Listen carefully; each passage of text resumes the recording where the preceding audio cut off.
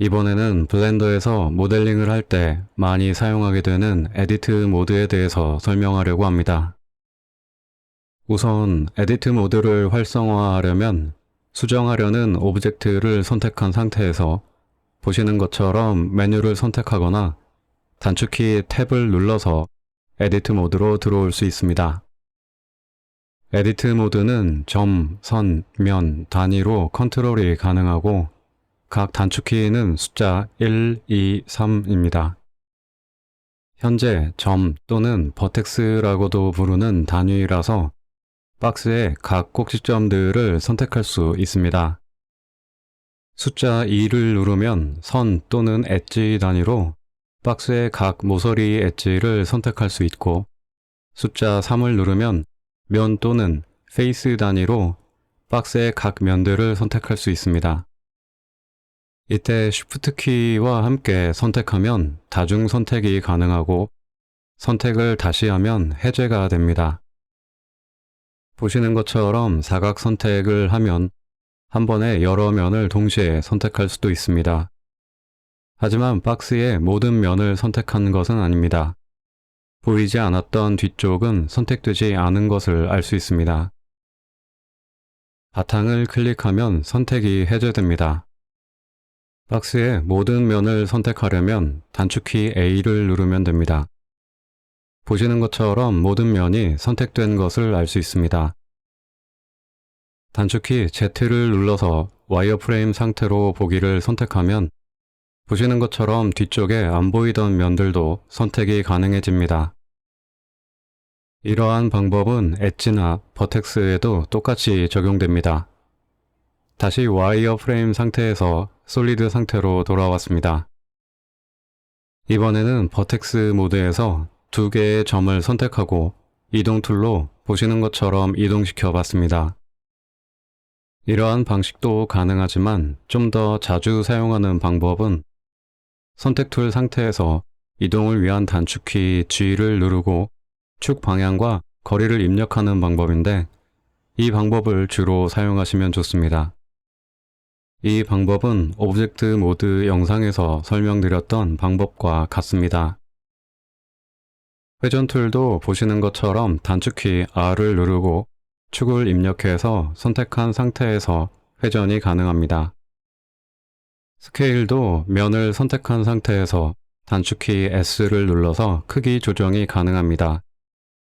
축을 함께 입력하면 보시는 것처럼 한쪽 방향으로만 크기가 바뀌는 것을 알 수 있습니다. 이번에는 Subdivide라는 명령을 설명드리겠습니다. 우선 박스 전체를 선택하고 마우스 우클릭을 하면 메뉴가 뜨는데, 위에서 두 번째 Subdivide를 클릭해 줍니다. 그러면 모든 면들이 4등분되고 좌측 아래에 세부 메뉴창이 나타납니다. 세부 메뉴창을 열어서 보시는 것처럼 더 많은 등분을 직접 입력할 수도 있습니다. 다시 Undo를 눌러서 원래 상태로 돌아왔고, 이번에는 윗면만 선택해서 Subdivide 해봤습니다. 이렇게 부분적으로도 면 분할이 가능합니다. 다시 Undo로 돌아와서 이번에는 엣지 모드로 바꾼 뒤 서로 마주보는 엣지 두 개만 선택하고 Subdivide 해봤습니다. 그러면 보시는 것처럼 바둑판 모양이 아닌 한 방향으로만 면 분할이 이루어지는 것을 알 수 있습니다. 이번에는 여러 가지 선택 방법을 설명하기 위해 다시 박스를 전체 선택해서 보시는 것처럼 Subdivide 해봤습니다. 그리고 사각 선택 툴로 보시는 것처럼 사각 영역을 선택하면 선택한 영역에 해당하는 면들만 선택되는 것을 알 수 있습니다. 어정쩡한 선택을 원치 않으시면 보시는 것처럼 프론트나 사이드 뷰에서 선택하면 좀 더 보기 좋은 선택을 할 수도 있습니다. 이번에는 둥근 선택 툴을 선택하고 보시는 것처럼 박스 위에 드래그 해봤습니다. 그러면 보시는 것처럼 그림 그리듯이 선택이 가능해집니다. 이때 Shift 키를 누른 채로 선택하면 기존 선택에 더하기가 되고, 컨트롤 키를 누른 채로 선택하면 기존 선택에서 빼기가 가능합니다. 이번에는 라쏘 선택 툴을 이용해서 선택을 해봤습니다. 그리고 역시 Shift 키로 더하거나 컨트롤 키로 빼기가 가능합니다. 이번에는 면을 선택할 때 보시는 것처럼 Alt 키를 누른 채로 면의 옆쪽 엣지를 클릭하면 링의 형태로 전체 한 바퀴를 돌면서 선택되어집니다. Alt 키를 누른 채로 면의 위나 아래 엣지를 클릭하면 세로 방향의 링의 형태로 전체 한 바퀴를 돌면서 선택되어집니다. Shift와 Alt 키를 누른 채로 선택하면 보시는 것처럼 기존 선택에 더해지면서 선택이 가능합니다. 다음에는 사각 모양으로 선택할 수 있는 다른 방법입니다. 시작이 될 면을 선택하고 Ctrl Shift 키를 누른 채로 끝이 될 면을 선택하면 보시는 것처럼 사각 형태로 선택을 할 수 있습니다. 이때도 Shift 키를 눌러서 다른 면을 추가로 선택하고 Ctrl Shift를 누른 채로 끝이 될 면을 선택하면 추가로 사각 선택을 할 수 있습니다. 이번에는 엣지 모드에서의 선택입니다. Alt 키를 누른 채로 엣지를 선택하면 엣지의 방향에 따라 역시 링 모양으로 한 바퀴를 둘러서 선택을 해줍니다. 엣지의 방향이 아닌 병렬 방향으로 선택하려면 Ctrl Alt를 누른 채로 선택하면 보시는 것처럼 병렬 방향으로도 선택이 가능한 것을 알 수 있습니다. Shift 키와 함께 사용하면 역시 추가 선택이 가능해집니다. 조금은 특별한 방식의 선택도 있는데 보시는 것처럼 위쪽의 셀렉트 메뉴에서 셀렉트 랜덤을 선택하면 보시는 것처럼 랜덤한 선택을 만들어줍니다.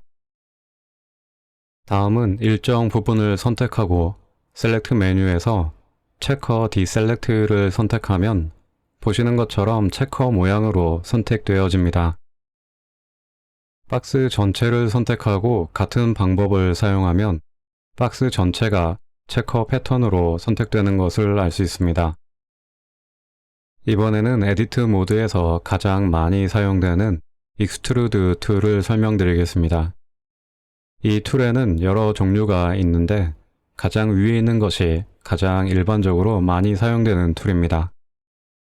엣지 모드에서도 사용이 가능하지만 면 단위의 모드에서 더 많이 사용됩니다. 익스트루드 툴이 활성화되면 보시는 것처럼 노란 플러스 모양의 화살표가 보이게 되고 플러스 모양을 드래그하면 보시는 것처럼 입체가 확장되는 툴입니다. 선택 툴 상태에서 단축키 2를 눌러서 사용하면 좀 더 편리해서 기본 익스트루드 툴은 많은 사람들이 이렇게 사용하는 편입니다. 언두를 눌러서 원래 모양으로 되돌려 두었고 이번에는 여러 개의 면이 선택된 상태에서 똑같이 익스트루드 해봤습니다. 그러면 보시는 것처럼 윗면과 옆면에 대각선 방향으로 함께 확장되는 것을 알 수 있습니다. 세 개의 면을 선택했을 때에도 같은 방식으로 적용되게 됩니다. 이번에는 윗면과 옆면을 선택한 상태에서 익스트루드의 세 번째 기능을 사용해 보겠습니다. 그러면 보시는 것처럼 이전과 약간은 다른 방식으로 면들이 확장되는 것을 알 수 있습니다. 이번에는 윗면과 옆면을 선택한 상태에서 익스트루드의 네 번째 기능을 사용해 보겠습니다. 그러면 보시는 것처럼 각각의 면 방향으로 따로 확장되는 것을 알 수 있습니다. 다음에는 상자를 보시는 것처럼 서브디바이드를 먼저 해두었습니다. 그리고 익스트루드의 첫 번째 기능으로 면을 안쪽으로 밀어 넣어 봤습니다. 보시는 것처럼 익스트루드는 안쪽으로도 밀어 넣을 수 있습니다. 다시 원래 상태로 돌아와서 이번에는 바로 위에 칸을 밀어 넣어 보겠습니다. 그러면 보시는 것처럼 위쪽에 얇게 선택된 면이 남는 것을 알 수 있습니다. 이번에는 익스트루드의 두 번째 기능을 선택해서 똑같이 해봤습니다. 그러면 보시는 것처럼 위쪽에 면이 남지 않으면서 밀어 넣어지는 것을 알 수 있습니다. 하지만 밀어 넣을 때 보시는 것처럼 다른 엣지를 더 지나쳐서 밀어 넣게 되면 위쪽에 남게 되는 면은 두 개의 면이 겹친 상태가 되는데, 이렇게 되지 않을 만큼만 사용하는 것이 좋습니다. 다시 원래대로 되돌려 놓고 이번에는 윗면을 선택한 상태에서 익스트루드의 마지막에 있는 기능을 사용해 봤습니다. 보시는 것처럼 클릭하는 위치를 따라서 면이 확장되게 되는데 불규칙한 모양으로 망가져서 보이게 됩니다. 제대로 사용하기 위해서는 프론트나 사이드 뷰로 바꾼 뒤에 보시는 것처럼 사용하는 것이 좋습니다. 지금까지 에디트 모드의 기본적인 명령과 선택, 그리고 익스트루드 툴까지 설명을 드렸고, 나머지 설명은 에디트 모드 두 번째 영상에서 이어서 설명드리도록 하겠습니다.